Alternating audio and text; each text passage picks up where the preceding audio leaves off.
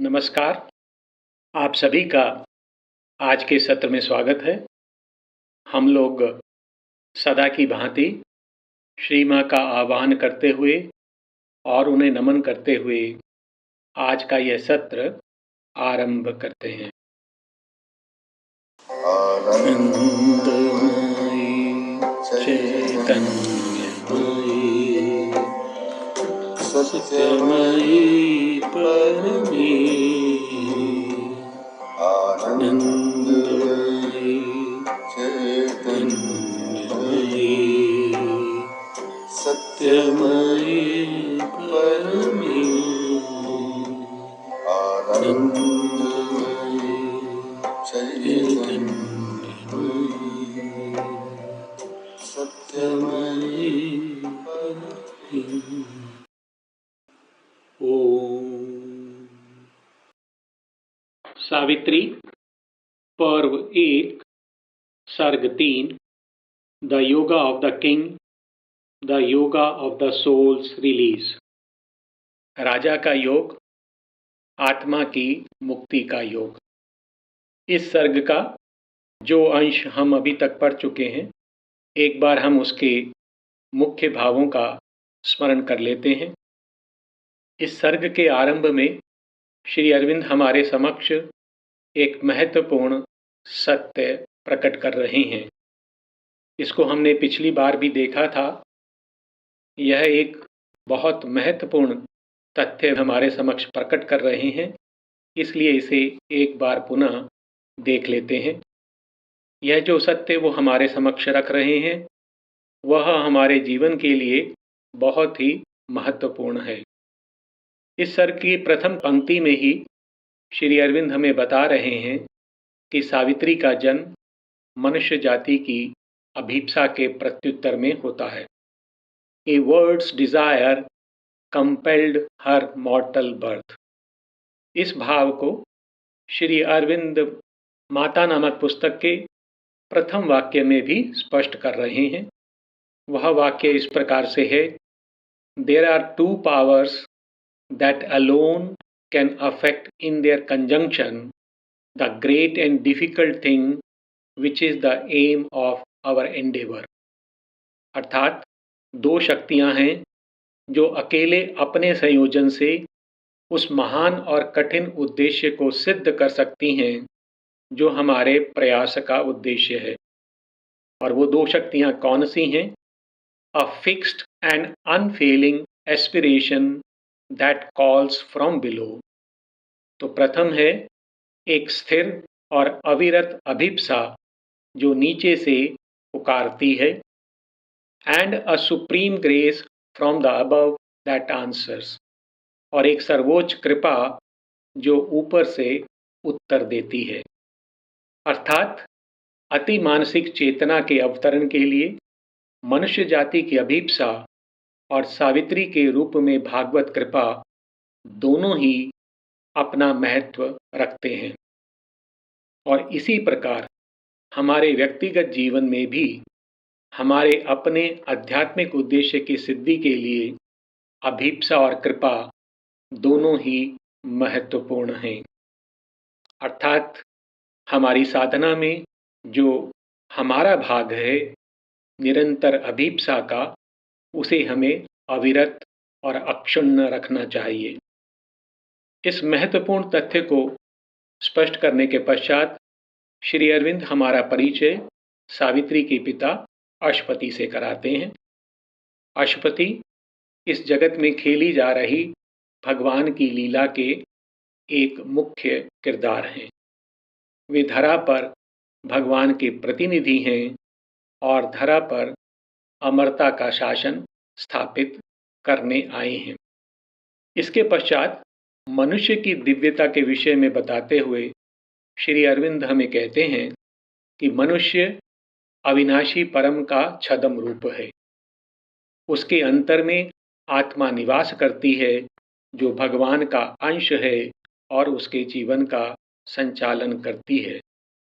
क्योंकि मनुष्य के अंतर में भगवान गोपित हैं, इसलिए वह दिव्यता को प्राप्त कर सकता है। अर्थात हमारे अंतर में भगवान गोपित हैं और हम उन्हें पा सकते हैं। ये एक दूसरा महत्वपूर्ण सत्य है जो श्री अरविंद हमारे समक्ष प्रकट कर रहे हैं। मनुष्य के जीवन के विषय में बताते हुए श्री अरविंद कहते हैं कि मनुष्य का जीवन भगवान की ओर एक लंबा और धीमा आरोहण है और उत्थान और पतन के एक अंतहीन चक्र से होते हुए अंत में मनुष्य भगवान को प्राप्त कर लेता है। इस तथ्य में भी हमारे लिए एक संदेश है कि हमारा जीवन कैसा भी हो, हम जीवन के उतार चढ़ाव से होते हुए निरंतर भगवान की ओर बढ़ते रहते हैं। इन तीन महत्वपूर्ण सत्यों को हमारे समक्ष प्रकट करने के पश्चात श्री अरविंद हमें अश्वपति के योग के विषय में और अश्वपति की सत्ता में होने वाले आध्यात्मिक परिवर्तनों के विषय में विस्तार से बताते हैं, परंतु इस भूमिका में हम लोग उनको बहुत संक्षेप में लेंगे। अश्वपति बुद्धि, मन, प्राण और जड़ जगत की सीमाएं पार कर जाते हैं और उनका अहम अनंत में विलीन हो जाता है। अश्वपति की अंतर्दृष्टि जागृत हो जाती है और वे त्रिकाल दृष्टा बन जाते हैं।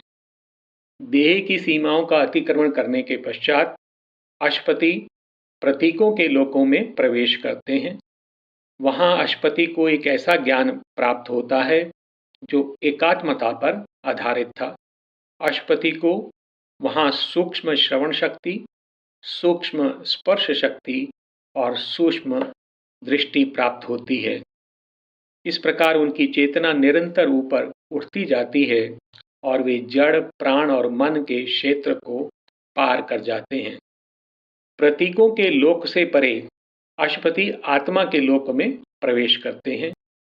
वहां पर वह देखते हैं कि जगत के सभी संघर्ष समाप्त हो गए हैं और वहां अश्वपति की आत्मा मुक्त हो जाती है। इस प्रकार उनके लिए जगत का अर्थ बदल जाता है। वहां परम शांति में अश्वपति की सत्ता में एक नए मन का जन्म होता है। आरंभ में ये स्वर्गिक अवस्थाएं जो अश्वपति प्राप्त करते हैं वो केवल कुछ ही समय के लिए ठहर पाती हैं और फिर उनकी चेतना नीचे लौट आती है, परंतु आरोहण और अवरोहण के चक्र से होते हुए अश्वपति की चेतना अंततः परम शाश्वत के लोक में स्थायी निवास प्राप्त कर लेती है। यहाँ तक हम पिछले सत्र में पढ़ चुके हैं। आज के अंश में हम देखेंगे कि अश्वपति की सत्ता में अंतर्ज्ञान की शक्ति अर्थात इंट्यूशन की जो क्रिएटिक्स पावर है वह अवतरित होती है और उनकी सत्ता में रूपांतर का कार्य करती है। इसके पश्चात अश्वपति को कई उच्च आध्यात्मिक अनुभव प्राप्त होते हैं और उनके लिए जगत का एक नया अर्थ प्रकट हो जाता है। और इस सत्र के अंतिम में हम अश्वपति की आध्यात्मिक स्थिति, उनकी शक्तियां और जगत में उनके कार्य को जानेंगे। आज का ये सत्र कुछ लंबा रहेगा। मैंने प्रयास किया कि पंक्तियों को मैं कम से कम कर दूं, परंतु उनको मैं बहुत ज़्यादा कम नहीं कर पाया। तो सर्वप्रथम हम इंट्यूशन के बारे में जान लेते हैं। इंट्यूशन क्या है? Intuition has a four-fold power. तो अंतर्ज्ञान एक चतुर्विध शक्ति होती है और वो चार शक्तियां कौन सी हैं? ए पावर ऑफ रेविलेटरी ट्रुथ सीइंग, सत्य दर्शन की शक्ति, वह दृष्टि जिससे हमें सत्य स्पष्ट दिखाई देता है।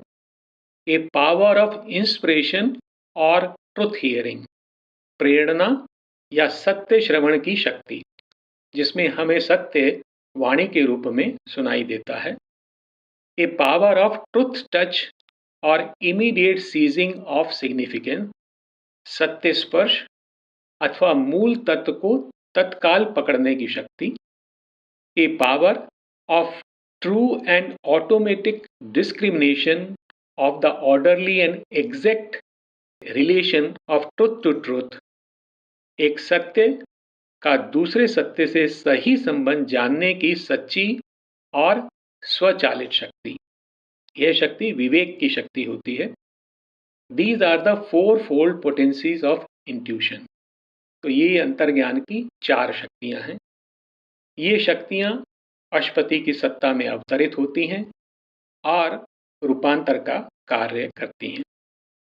अभी तक हमने देखा कि अशुपति की चेतना उच्च लोकों को स्पर्श तो करती है, परंतु उनकी जो निम्न प्रकृति है उसका रूपांतरण नहीं हुआ है, वह अभी भी संघर्षरत है।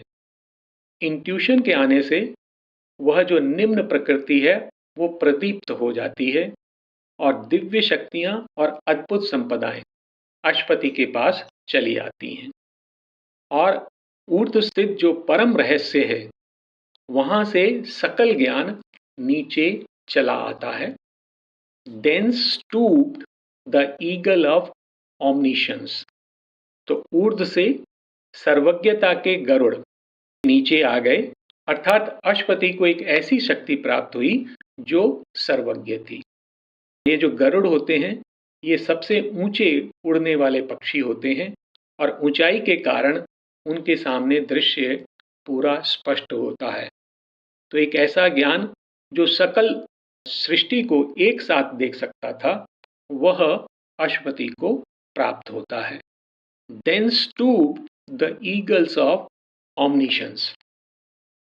और इन पंक्तियों में अंतर्ज्ञान की 2 शक्तियों का वर्णन है। एक तो देवी सरस्वती अर्थात प्रेरणा या जिसको हम सत्य श्रवण कहते हैं, और दूसरी देवी ईला अर्थात सत्य दर्शन प्रकट होती हैं।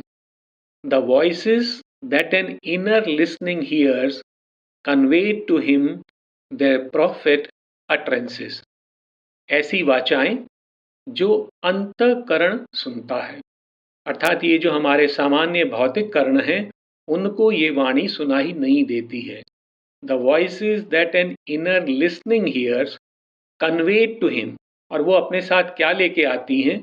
Conveyed to him their prophet utterances. वे अशपति के समक्ष भविष्यवाणियां व्यक्त करती हैं, अर्थात जो भविष्य में होने वाला है, जो सत्य है, वो अशपति के समक्ष प्रकट करती हैं। The voices that an inner listening hears conveyed to him their prophet utterances and flame wrapped outburst of the immortal word. और ऐसे शब्द, अमर शब्द जो तेजस्विता में लिपटे हुए थे वो प्रकट होते हैं। And flashes of an occult revealing light, ऐसी दीप्तियां जो कि सत्य का उद्घाटन कर रही हैं। And flashes of an occult revealing light approached him from the unreachable secrecy. तो एक ऐसी गोपनीयता से जो अगम्य है वहां से ये अशपति की सत्ता में प्रवेश करती हैं। और ये जो अंतर्ज्ञान की शक्तियां हैं ये अतिमानस के लोक से आती हैं। The voices that an inner listening hears conveyed to him their prophet utterances and flame wrapped outburst of the immortal word and flashes of an occult revealing light approached him from the unreachable secrecy. और यहाँ पर वर्णन है प्रेरणा का, inspiration का, वह भी अंतर्ज्ञान की एक शक्ति है। An inspired knowledge sat enthroned within. तो एक ऐसा ज्ञान जो प्रेरणा से उत्पन्न हुआ है वो अशपति के हृदय में विराजमान हो जाता है। An inspired knowledge sat enthroned within, whose seconds illumined more than reason seers. और ये किस प्रकार का ज्ञान है कि इसका एक क्षण तर्कों के वर्षों से अधिक के प्रयास को प्रकट कर देता है। अर्थात जो सत्य हम तर्क द्वारा वर्षों के प्रयास से भी प्राप्त नहीं कर सकते, उससे गहन सत्य जो इंस्पिरेशन है या जो प्रेरणा है वह हमें प्रकट कर देती है। An inspired knowledge sat enthroned within, whose seconds illumined more than reason's years. अब यहाँ पर जो विवेक शक्ति है उसका वर्णन है, उसको देवी दक्षिणा भी श्री अरविंद ने कहा है, और यह अंतर्ज्ञान पर आधारित विवेक होता है जो तुरंत ही एक सत्य को दूसरे सत्य से और सत्य और असत्य में जो फॉल्सहुड है, मिथ्या है, उसमें अंतर कर लेता है। और इसका प्रभाव क्या होता है? One glance could separate the true and false. तो यह जो अंतर्ज्ञान पर आधारित विवेक होता है, डिस्क्रिमिनेशन, उसके विषय में है। One glance could separate the true and false. तो अंतर्ज्ञान की एक दृष्टि सत्य और मिथ्या को अलग कर सकती थी और raise its rapid torch fire in the dark to check the claimants crowding through mind's gate covered by the four signatures of the gods. ऐसी शक्तियां, ऐसे विचार जो देवताओं के जाली हस्ताक्षरों से सत्यापित हैं, अर्थात जो फॉल्स पासपोर्ट लेकर मन में प्रवेश करते हैं, यह जो विवेक शक्ति है उनको देख लेती है, उनके सत्य को जान लेती है और उनको रोक देती है। और raise its rapid torch fire in the dark to check the claimants crowding through mind's gate covered by the forged signature of the gods. Detect the magic bride in her disguise. और छद्म वेश में गोपित कोई मायावी दुल्हन उसका पता लगा सकती है, अर्थात ऐसी कोई सत्ता जो वस्तुतः मिथ्या की सत्ता है, जो फॉल्सहुड की सत्ता है, वो सौंदर्य का झूठा आवरण ओढ़कर हमें पथ भ्रमित करने के लिए, पथ भ्रष्ट करने के लिए हमारी सत्ता में प्रवेश कर सकती है। परंतु यह विवेक की शक्ति उसको देख लेती है, जान लेती है और रोक देती है। Detect the magic bride in her disguise or scan the apparent face of thought and life। और वो विचार और जीवन के जो बाह्य मुख के पार भी देख सकती है। अर्थात विवेक शक्ति जो है हमारे लिए बहुत सहायक होती है, जो इस प्रकार के जो मिथ्या तत्व हैं उनसे हमारी रक्षा करती है। One glance could separate the true and false or raise its rapid torch fire in the dark to check the claimants crowding through mind's gate covered by the four signatures of the gods, detect the magic bride in her disguise or scan the apparent face of thought and life। और यहाँ पर inspiration का वर्णन है। यह जो inspiration है, जो सत्य श्रवण की शक्ति है, वह ऐसे शिखरों से जहाँ पर सब कुछ स्पष्ट है वहाँ से नीचे आती है और जो प्रकृति में ऐसे गोपित तत्व हैं उनके सत्य को हमारे समक्ष प्रकट कर देती है। Oft inspiration with her lightning feet. वो बहुत तीव्र गति से आती है। Oft inspiration with her lightning feet A sudden messenger from the all-seeing tops। वो कहाँ से आ रही है? ऐसे शिखरों से आ रही है जो सर्वद्रष्टा है, जहाँ से सब कुछ स्पष्ट होता है। Traverse the soundless corridors of his mind। और वह अश्वति के मन के नीरव गलियारों को पार करते हुए आती है। अर्थात जब हमारा मन नीरव हो जाता है तभी ये शक्तियाँ प्रवेश करती हैं। Bringing her rhythmic sense of hidden things। और वह अपने साथ गोपित द्रव्यों के संगीत को ले आती है, उनके सत्य को प्रकट करती है। Oft inspiration with her lightning feet, a sudden messenger from the all-seeing tops, traversed the soundless corridors of his mind, bringing her rhythmic sense of hidden things. अंतर्ज्ञान की जो शक्ति है वो किस प्रकार से कार्य करती है, यह हमारे अंतर में रूपांतरण करती है और यही शक्ति अब अशुपति की सत्ता में भी रूपांतरण कर रही है। ये पंक्तियां लाइफ डिवाइन से हैं, पृष्ठ number 984। It can thus change the whole consciousness into the stuff of intuition. इस प्रकार यह शक्ति संपूर्ण चेतना को अंतर्ज्ञान के पदार्थ में बदल सकती है, अर्थात उनमें भी अंतर्ज्ञान की शक्ति आ जाती है। For it brings its own greater radiant movement into the will, into the feelings and emotions, the life impulses, the action of sense and sensation, the very workings of the body consciousness. क्योंकि ये शक्ति क्या करती है, हमारी इच्छा शक्ति में, अनुभवों और भावनाओं में, प्राण के आवेगों में, इंद्रियों और संवेदन की क्रिया में और शरीर की कार्य प्रणाली में अपनी उज्ज्वल गति ले आती है। तो जो इंट्यूशन की जो कार्य करने की विधि है, जो सत्य पर आधारित है, वो हमारी इन स्पंदनों में और हमारे इन आवेगों में स्थापित हो जाती है। It recast them in the light and power of truth.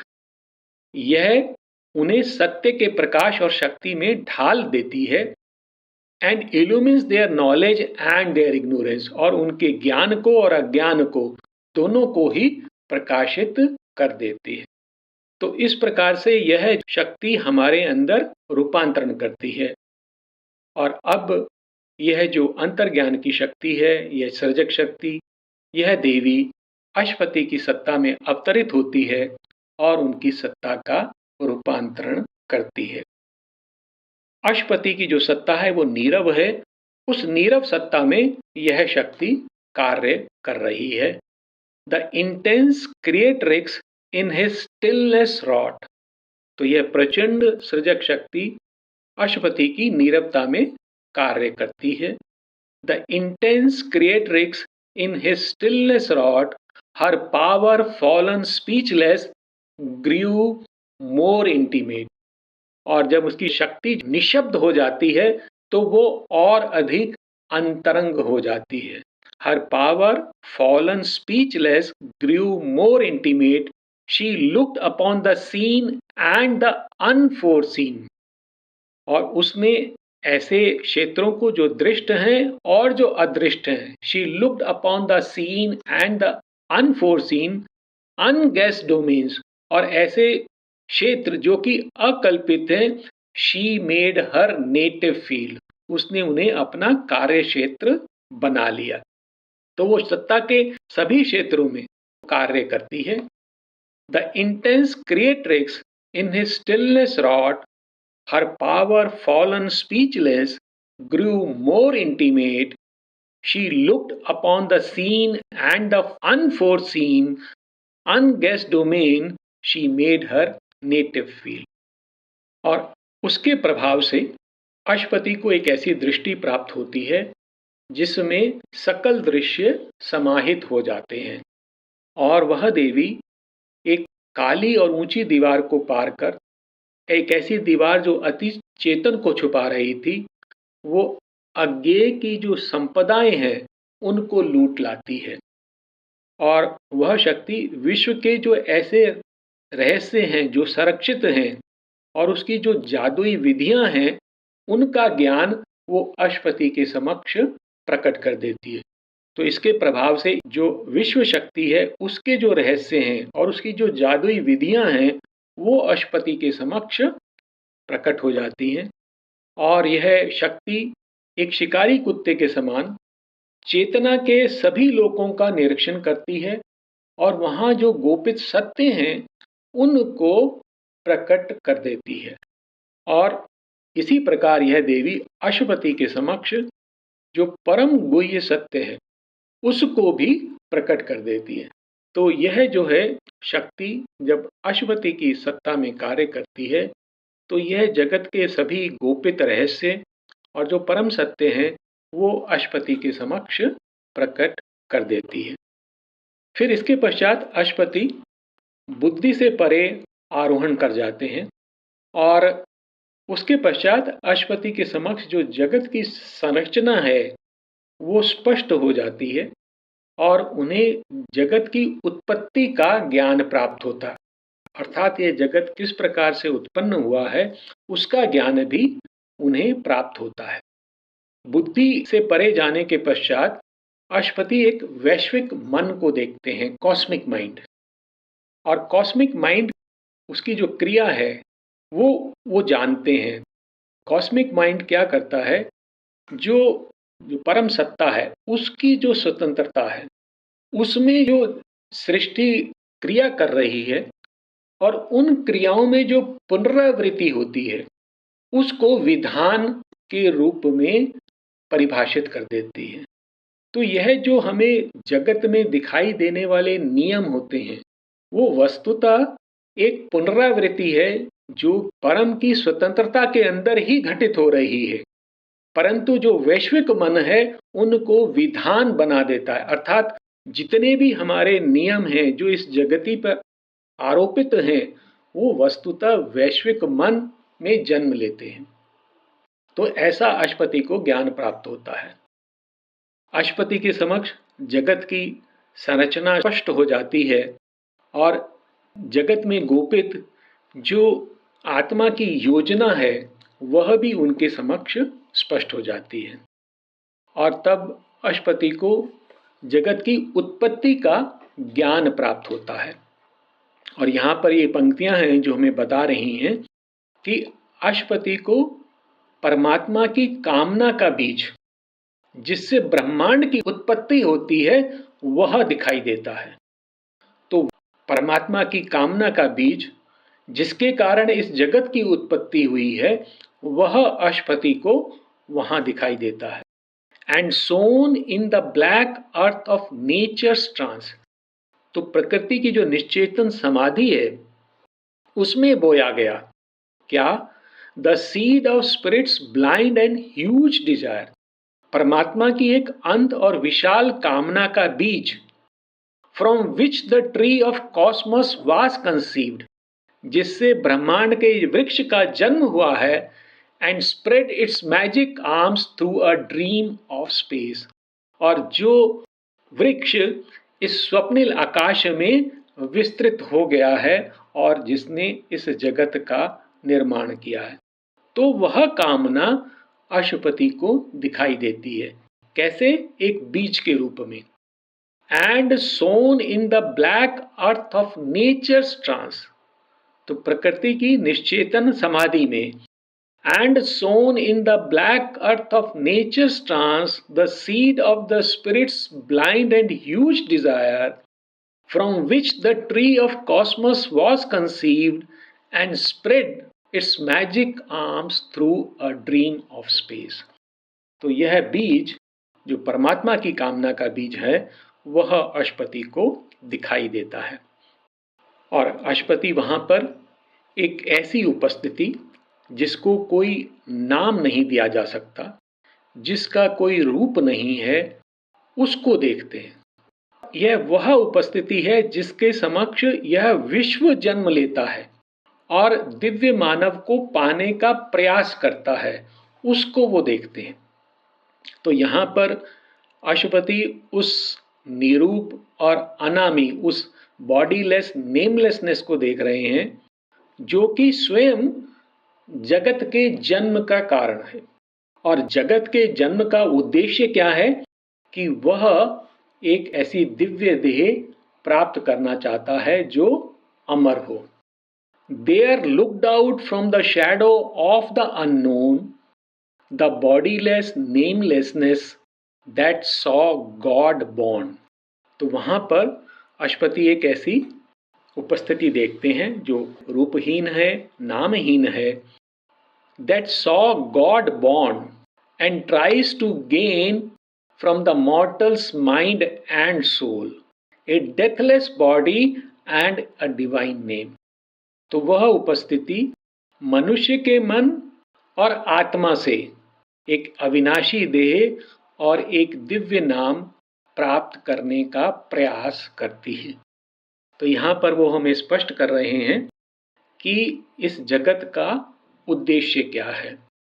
They are looked out from the shadow of the unknown, the bodiless namelessness that saw God born and tries to gain from the mortal's mind and soul a deathless body and a divine name. अशपति यहाँ अब जग सृष्टा को देख रहे हैं।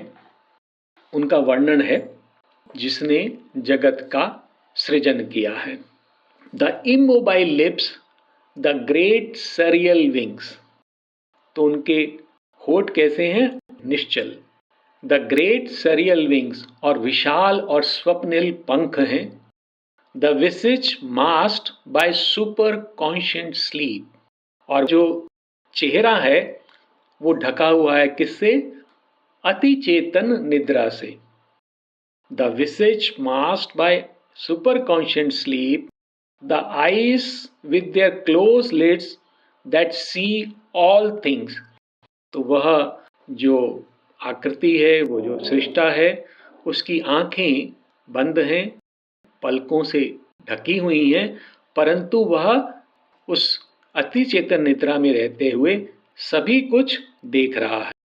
Appeared of the architect who builds in trance. तो यह जो जगत का सृष्टा है वो समाधि में रहते हुए इस जगत का सृजन करता है। उसके दर्शन अशपति को होते हैं। The immobile lips, the great serial wings, the visage masked by superconscient sleep, the eyes with their closed lids that see all things appeared of the architect who builds in trance. और यहाँ पर अशपति शून्य में उस कामना को जिससे इस जगत का सृजन हुआ है उसको भी जन्म लेते हुए देखते हैं। तो जगत के जन्म से पहले उसके जन्म की कामना उदित होती है और अशपति उस कामना के जन्म को भी देख रहे हैं। The original desire born in the void peered out. तो वह शून्य में जन्मी, वह आदि कामना, वह भागवत कामना बाहर निकली और अशपति ने उसको देखा। और यहाँ पर अधिमन से परे उसका जो दीप्तिमान छोर है उससे परे जो अतिमानस है उसकी पहली झलक अशपति को दिखाई देती है। Hardly for a moment glimpsed viewless to mind. तो मात्र एक पल के लिए अशपति को वह झलक दिखाई देती है। Hardly for a moment glimpsed viewless to mind, और यह मन के लिए अदृश्य है। As if a torch held by a power of God, जैसे कि ईश्वर ने एक मशाल थामी हुई है। The radiant word of the everlasting truth. तो यह कौन सा जगत है? यह शाश्वत सत्य का दीप्तमान जगत है। The radiant word of the everlasting truth glimmered like a फेंट स्टार। तो उनको कैसे दिखाई दे रहा है? एक झिलमिलाते हुए तारे के समान। फेंट star bordering the night above the golden over mind shimmering ridge. तो वो कहां पर दिखाई दे रहा है कि जो स्वर्णिम अधिमन है उसके झिलमिलाते हुए छोर के ऊपर वह एक छोटे से तारे के समान दिखाई दे रहा है। Hardly for a moment glimpsed viewless to mind as if a torch held by a power of God, the radiant word of the everlasting truth glimmered like a faint star bordering the night above the golden overmind's shimmering ridge. अशपति की सत्ता में अब एक देवी अवतरित होती हैं और वे उनकी सत्ता को प्रकाशित कर देती हैं और जो अंधकार के गर्त हैं उसमें प्रकाश के स्रोतों को प्रकट कर देती हैं और वह देवी प्रभु के मौन से सत्य को धरा पर ले आती हैं। And through great shoreless voiceless starless breaths bore earthwards fragments of revealing thought hewn from the silence of the ineffable। तो एक विशाल, तटहीन, मूक और अप्रकाशित विस्तार के मध्य से होते हुए, तो एक ऐसा विस्तार जो अप्रकाशित है, विशाल है, मुक्त है, and through great shoreless voiceless starless breaths bore earthward, वो धरा की ओर ले आती हैं, fragments of revealing thought, सत्य को प्रकट करते हुए विचारों के अंश, hewn from the silence of the ineffable, और वो कहाँ से लाए गए हैं?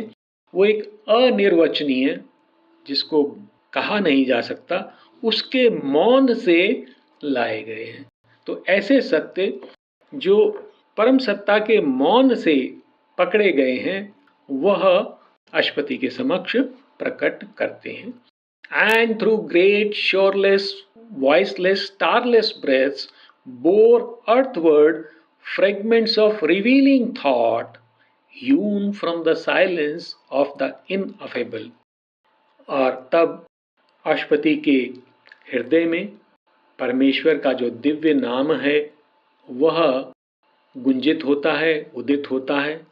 एक स्वप्न उनके गहन अवचेतन में प्रवेश कर जाता है और इस प्रकार अश्वति को एक अलौकिक दिवस का खजाना मिल जाता है। A voice in the heart uttered the unspoken name, तो एक दिव्य वाचा अश्वपति के हृदय में उस परम नाम को गुंजित करती है, उच्चारित करती है। A dream of seeking thought wandering through space entered the invisible and forbidden house, और अंतरिक्ष में भटकते हुआ एक अभिप्सु विचार, उसका स्वप्न उस अदृश्य और वर्जित घर में अर्थात गहन अवचेतन में प्रवेश कर जाता है। The treasure was found of a supernal day, और इस प्रकार अश्वति को अलौकिक दिवस का खजाना मिल जाता है, अर्थात अलौकिक दिवस में होने वाली उपलब्धियों का कोषागार मिल जाता है। ये सभी उपलब्धियां जो कि सुप्रामेंटल की जो उपलब्धियां हैं वो सब हमारे अंतर में ही गोपित हैं, तो वहां वो अश्वति को प्रकट हो जाती हैं। भगवान जब इस जगत का निर्माण करते हैं तो उनकी जो रीति है वो एक्स्ट्रावेगेंट है, वो मुक्त हस्त हैं, और उन्होंने इस जगत के निर्माण में बहुत सारी स्वर्णिम मुद्राएं बिखेर दी हैं, और इन स्वर्णिम मुद्राओं को ये जो ऐश्वर्य हैं, जो दस्यु हैं, उसको चुराकर अवचेतन में ले जाते हैं कि कहीं ऐसा ना हो कि मनुष्य उन्हें ढूंढ ले और देवताओं के समान बन जाए। और अवचेतन की गुफा में बिखरे हुए इन अमूल्य ऐश्वर्यों को जो इस जगत को बचा सकते थे, वह देवी अश्वति के समक्ष प्रकट कर देती है। जो हमारे अंतर में गोपित ऐश्वर्य हैं वह अश्वति के समक्ष प्रकट कर देती है। So the treasure was found of a supernal day, तो एक अलौकिक दिवस का खजाना अश्वति को मिल जाता है। और इस प्रकार अश्वति को जब वो चेतना के उच्च शिखरों पर जाते हैं तो एक सत्य दर्शन प्रकट होता है, और उनकी जो गहनताएं हैं, जो वाचाहीन गहनताएं, उसमें प्रज्ञा प्रकाशित होती है, अर्थात उनकी जो पूर्ण सत्ता है वह प्रकाशित हो जाती है। A vision lightened on the व्यूलेस Heights, तो अगोचर शिखरों पर एक सत्य दर्शन आलोकित होता है।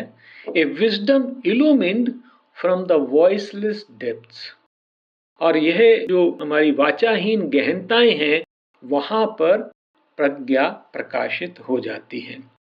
और इस प्रकार अश्वति के लिए जगत के सभी मूल्य बदल जाते हैं। A deeper interpretation greatened the truth, a grand reversal of the night and day, एक गहनतर विवेचन ने सत्य को और महानतर बना दिया, और रात्रि और दिवस के जो अर्थ हैं वह बदल गए। A grand reversal of the night and day. गीता में भी एक श्लोक आता है जिसका अर्थ है कि जिसे जीव दिवस समझते हैं, दिन समझते हैं, वह अति संयमी जो है उसके लिए अज्ञानता की रात्रि होती है, और जो सभी जीवों के लिए रात्रि है वह मुनियों के लिए दिवस होता है। या निशा सर्वभूतानां तस्याम जागर्ति संयमी यस्याम जागृति भूतानि स निशा पश्यतो मुने। तो इसी प्रकार से यहाँ पर भी रात्रि और दिवस का अर्थ अश्वति के लिए बदल जाता है। A grand reversal of the night and day, all the words values changed, heightening life's aim. और इस प्रकार जगत के सभी मूल्य बदल जाते हैं और जिससे उनके जीवन का जो लक्ष्य है और अधिक उन्नत हो जाता है, उदात्त हो जाता है। अर्थात जब हमें जगत का एक नया अर्थ पता चलता है तो उससे हमारे जीवन का उद्देश्य भी महान हो जाता है। तो अश्वति को चारों ओर एक उपस्थिति और एक महानता का अनुभव होता है।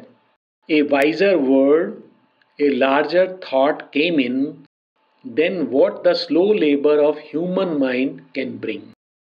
A secret sense awoke that could perceive a presence and a greatness everywhere. तो मानव का मस्तिष्क जिसको प्राप्त करने में अक्षम है, what the slow labor of human mind can bring, उससे अपेक्षा a wiser word, a larger thought came in. तो एक ऐसा प्रज्ञापूर्ण शब्द जो बेहतर है वह अश्वति की सत्ता में अवतरित होता है, प्रकट होता है। A secret sense awoke that could perceive, और उनके अंतर में एक गुप्त बोध जाग जाता है। A secret sense awoke that could perceive a presence and a greatness everywhere. और जो गुप्त बोध है उसके कारण उनको सर्वत्र एक दिव्य उपस्थिति और एक महानता का अनुभव होता है।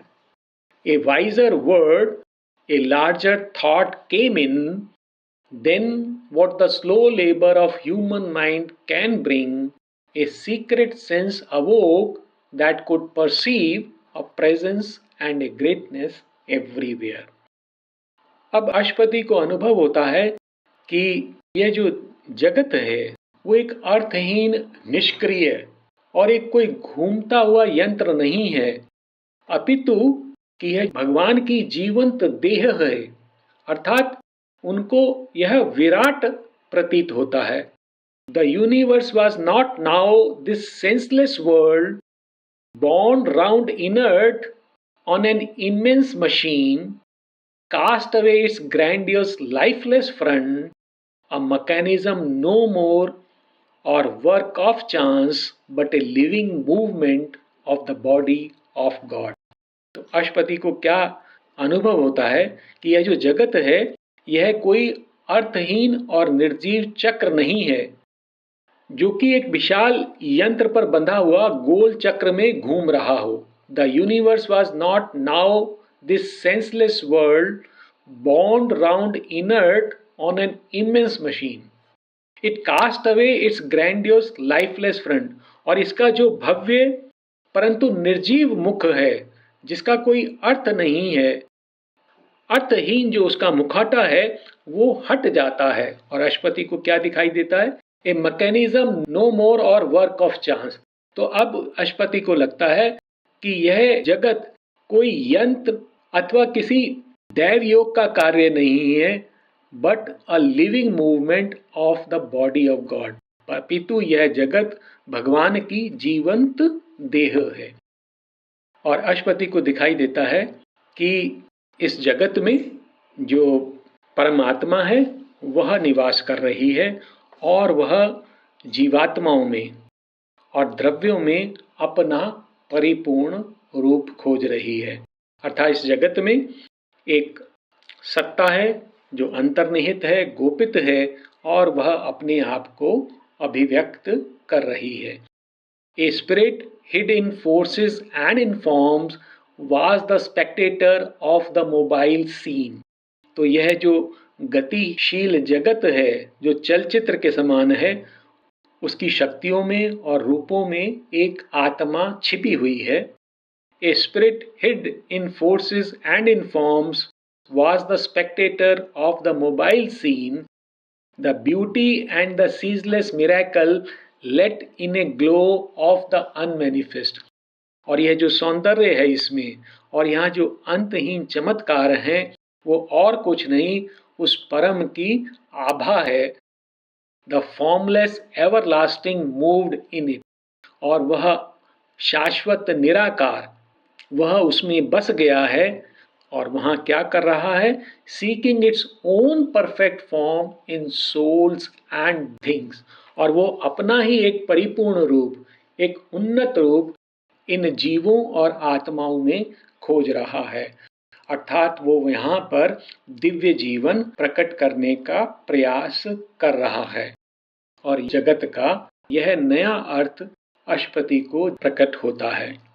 A spirit hid in forces and in forms was the spectator of the mobile scene, the beauty and the ceaseless miracle let in a glow of the unmanifest, the formless everlasting moved in it, seeking its own perfect form in souls and things. तो इस जगत का उद्देश्य क्या है कि जो मनुष्य है वह स्वयं भगवान बन जाए. और अशपति ने देखा कि यह जो जगत है उसका अर्थ बदल गया है. Life kept no more a dull and meaningless shape. तो अब जीवन जो है नीरस और निरर्थक नहीं है, उसको एक अर्थ प्राप्त हो गया है. Life kept no more a dull and meaningless shape. In the struggle and upheaval of the world, he saw the labor of a Godhead's birth. तो इस जगत में जो संघर्ष हो रहा है, जो उथल पुथल हो रही है, उसमें अशपति ने एक दिव्य मानव को, एक देव को जन्म लेते हुए देखा. In the struggle and upheaval of the world, he saw the labor of a Godhead's birth. और अशपति ने देखा कि यह जो अज्ञानता है उसके पीछे एक गुह्य ज्ञान छिपा हुआ है और जो नियति हमें दिखाई देती है उसके पीछे एक सर्वशक्तिमान का संकल्प छिपा हुआ है. A secret knowledge masked as ignorance. तो एक कोई गुह्य ज्ञान है जिसने अज्ञानता का मुखौटा पहन रखा है. Fate covered with an unseen necessity, the game of chance of an omnipotent will.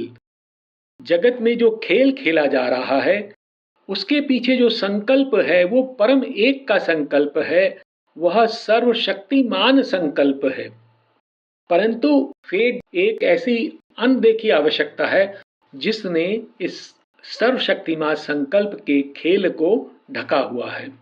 अर्थात यह संभावना और नियति का खेल दिखाई देता है, परंतु उसके अंतर में एक सर्वशक्तिमान संकल्प छिपा हुआ है जो पीछे से कार्य कर रहा है.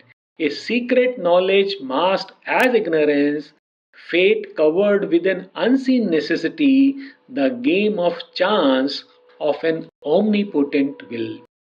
तो जो नियति है वो कुछ नहीं, एक ऐसी अनदेखी आवश्यकता है जिसने इस सर्वशक्तिमान संकल्प के खेल को ढका हुआ है. और अशपति ने देखा कि मनुष्य के अंतर में भी एक परम आनंदमयी प्रभु विराजमान है.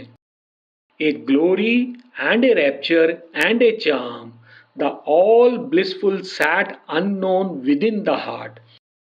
तो एक महिमा, एक आनंद और एक आकर्षण लिए एक सकल आनंद में हृदय में अज्ञात विराजमान है. हमारे अंतर में कौन है? एक ऑल ब्लिसफुल, जिसके बारे में हम जानते नहीं हैं, अननोन, वो हमारे हृदय में विराजमान है. वहाँ एक महिमा है, एक आनंद है. A glory and a rapture and a charm, the all blissful sat unknown within the heart, Earth's pain were the ransom of its present delight.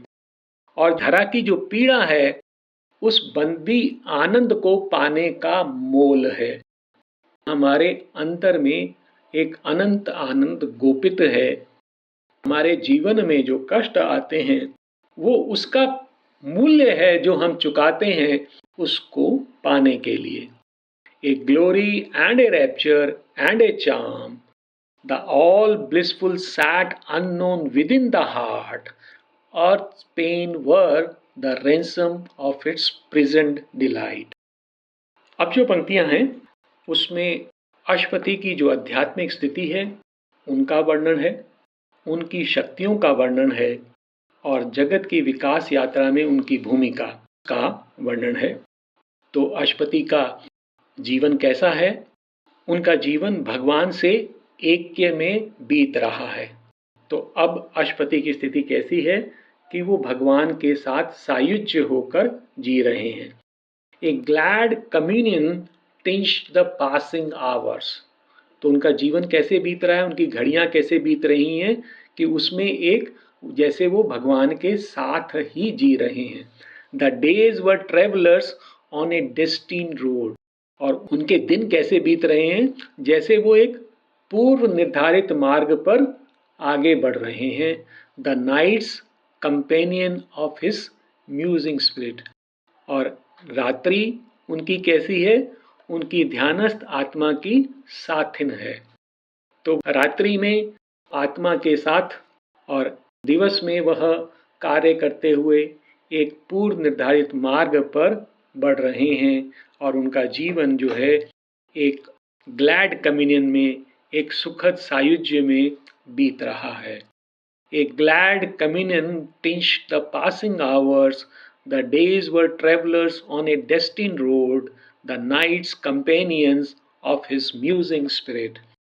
और इन पंक्तियों को हम ऐसा भी जान सकते हैं कि ये श्री अरविंद का भी, उनके चरित्र का भी वर्णन कर रही हैं।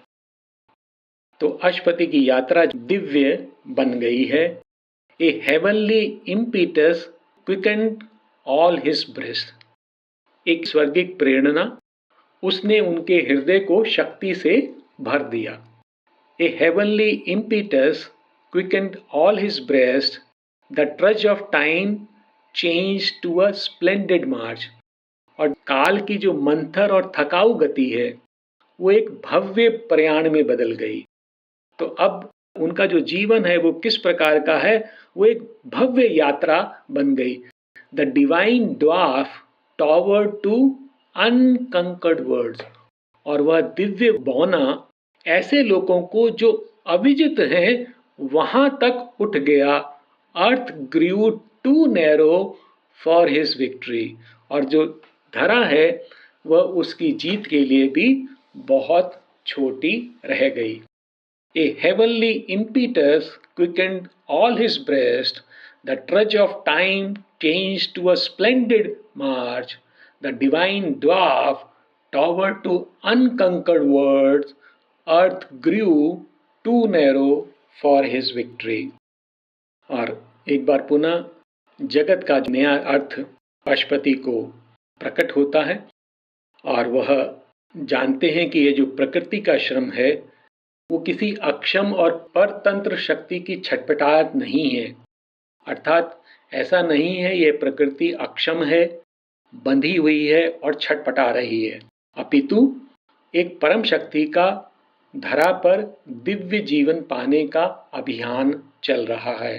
तो वह शक्ति भी परम शक्ति है और वह इस धरा पर दिव्य जीवन पाना चाहती है। The word was a conception and a birth of spirit in matter into living forms. तो अश्वति के लिए अब जगत की अवधारणा बदल जाती है। जगत अब कोई दुर्घटना नहीं है, वह अब परमात्मा द्वारा गर्भ धारण है। स्पिरिट ने इस जड़ जगत में जन्म लिया है और जो जीव हैं, जो लिविंग फॉर्म्स हैं, उसमें जन्म लिया है, उसमें वह अपने को प्रकट कर रहा है। The word was a conception and A birth of spirit in matter into living forms, and nature bore the immortal in her womb. और प्रकृति ने शाश्वत को अपने गर्भ में धारण किया है, किस लिए? That she might climb through him to eternal life, जिससे कि वह उसके द्वारा शाश्वत जीवन को अर्थात दिव्य जीवन को प्राप्त कर सके। तो यह जगत का अर्थ है जो उनको प्रकट होता है। और अशुपति की सत्ता अब एक ऐसे आध्यात्मिक प्रकाश में जो बिल्कुल शुद्ध है स्नान कर रही है, और शाश्वत सूर्य की किरणों से सजा हुआ जो प्रकाशित प्रज्ञा का क्षेत्र है उसमें विचरण कर रही है। His being lay down in bright immobile peace and bathed in wells of pure spiritual light. तो उनकी सत्ता अब उज्जवल और अचल शांति में विश्राम कर रही है और शुद्ध आध्यात्मिक प्रकाश के स्रोतों में स्नान कर रही है। His being lay down in bright immobile peace and bathed in wells of pure spiritual light. वहाँ विश्राम करते हुए जो आध्यात्मिक प्रकाश है उसमें स्नान कर रही है। It wandered in wide fields of wisdom self. वह प्रज्ञा के जो प्रकाशित क्षेत्र हैं उसमें lit by the rays of everlasting sun, जो कि शाश्वत सूर्य की किरणों से प्रकाशित है, उसमें विचरण कर रही है। His being lay down in bright immobile peace and bathed in wells of pure spiritual light. It wandered in wide fields of wisdom self, lit by the rays of an everlasting sun. ये पंक्ति भी बहुत महत्वपूर्ण है। All now suppressed in us began to emerge. तो ये बता तो अशुपति के बारे में रहे हैं कि जो कुछ भी हमारे अंदर दबा हुआ है वह अशुपति की सत्ता में उभरने लगा। अर्थात जो कुछ अशुपति के साथ हो रहा है वह सब हमारे अंदर भी गोपित है, अर्थात हम भी उन ऊंचाइयों को प्राप्त कर सकते हैं। All now suppressed in us began to emerge.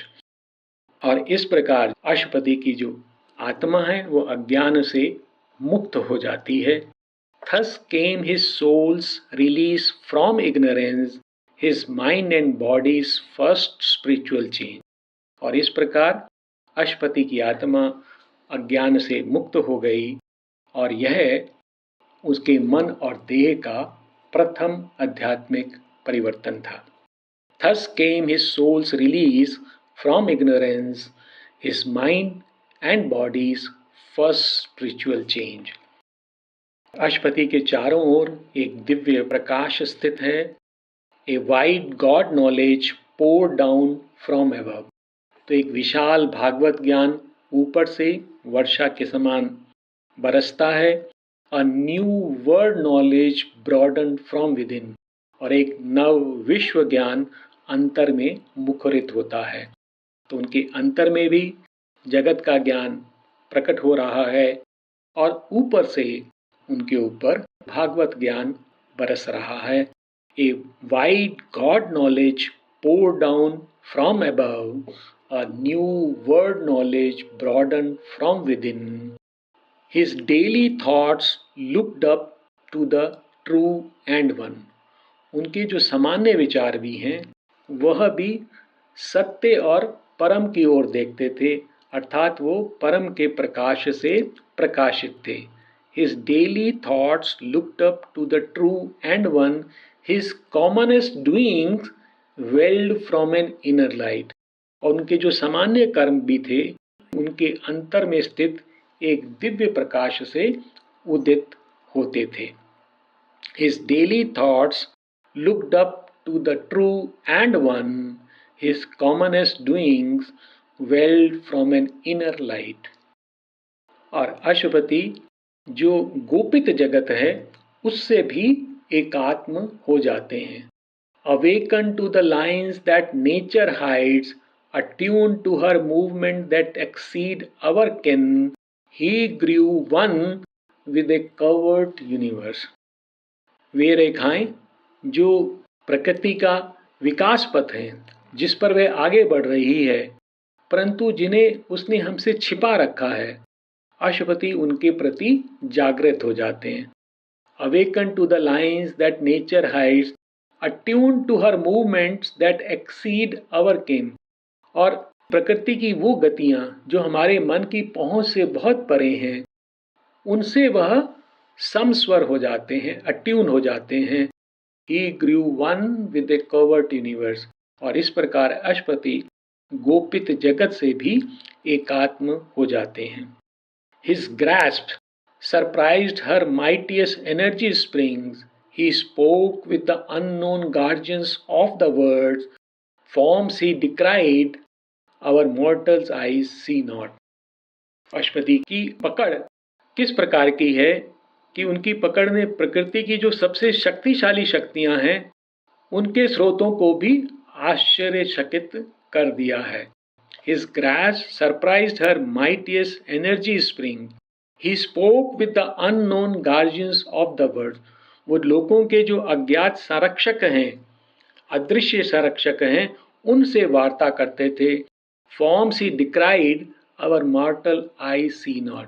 और वे उन रूपों को देखते थे जिन्हें हमारी जो पार्थिव आंखें हैं, नश्वर आंखें, वो नहीं देख पाती हैं। His wide eyes bodied viewless entities।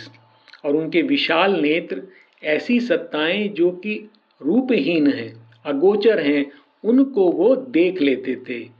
He saw the cosmic forces at their work।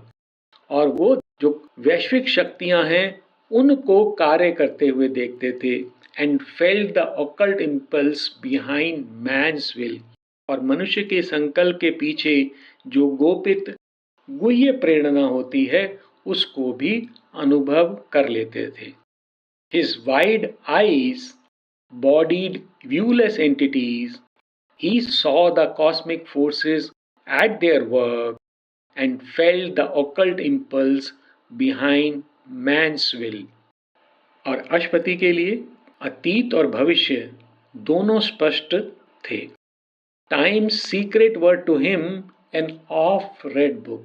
तो काल के रहस्य उनके लिए अनेक बार पढ़ी जा चुकी पुस्तक के समान थे।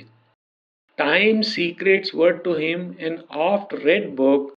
The records of the future and the past outlined their excerpts on the etheric page।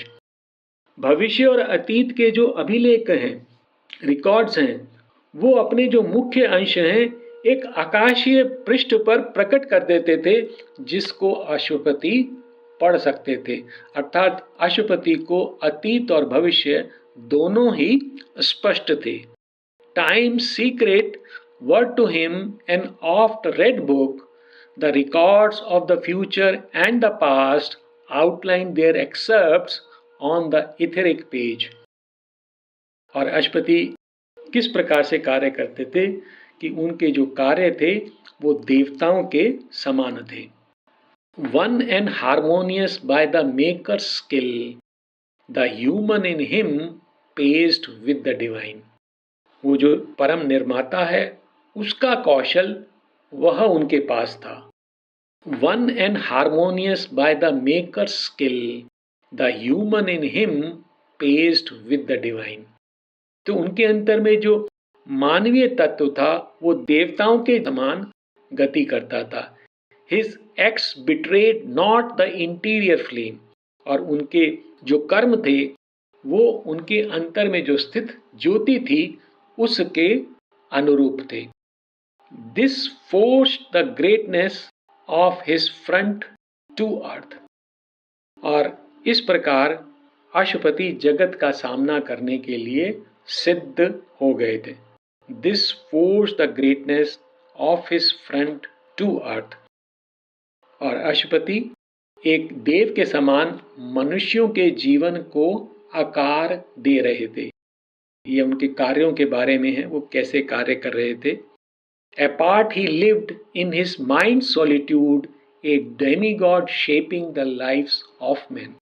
तो वो एक देव के समान मनुष्यों के जीवन को आकार दे रहे थे और अपने मन के एकांत में जगत से अलग पृथक निवास करते थे। Apart he lived in his mind solitude, a demigod shaping the lives of men. One soul's ambition lifted up the race, a power worked, but none knew whence it came. तो एक आत्मा के संकल्प ने मनुष्य जाति को ऊपर उठा दिया था।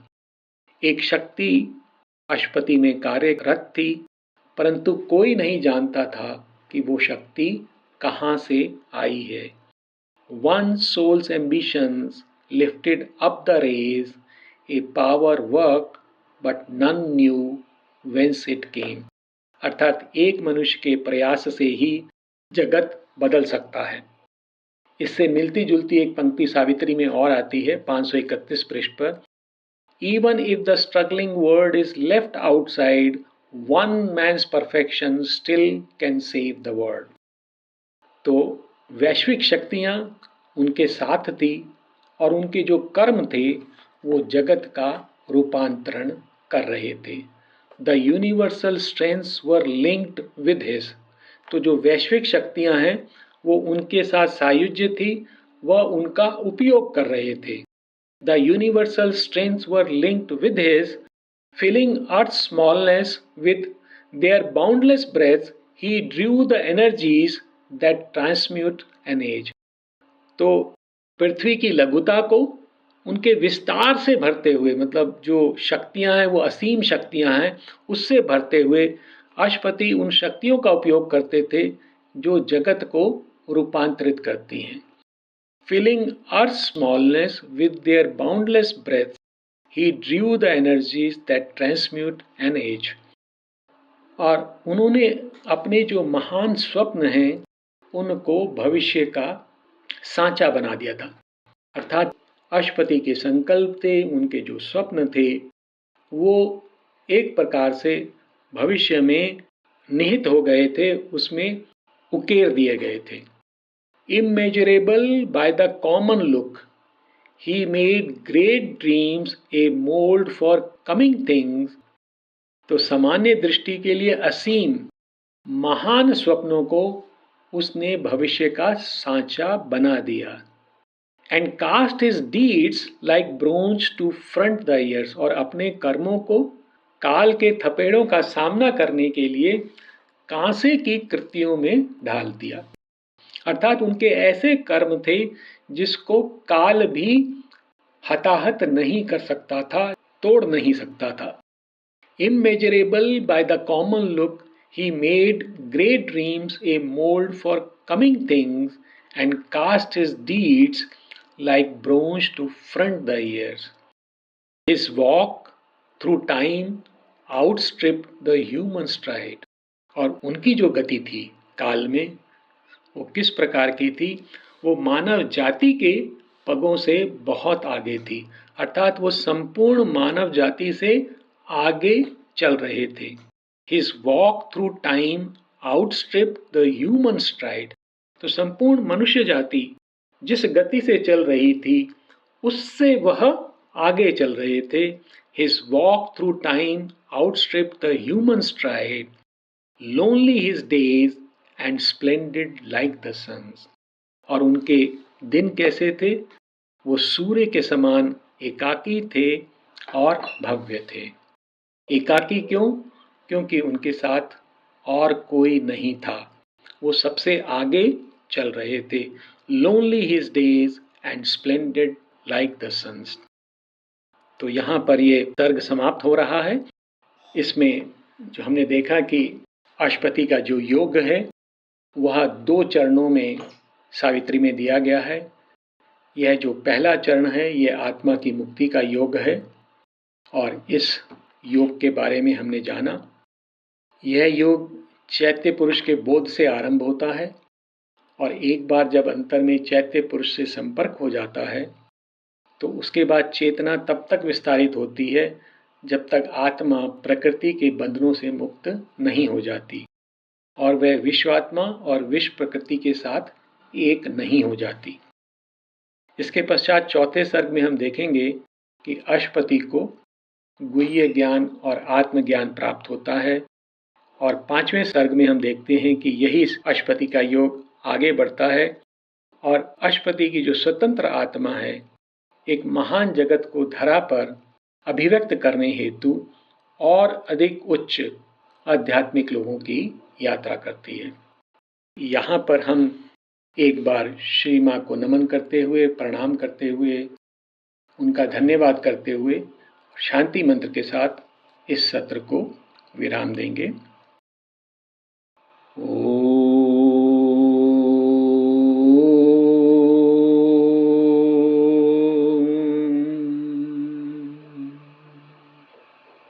शांति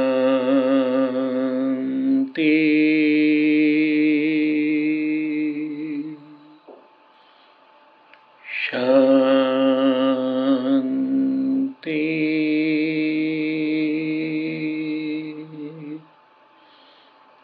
शांति।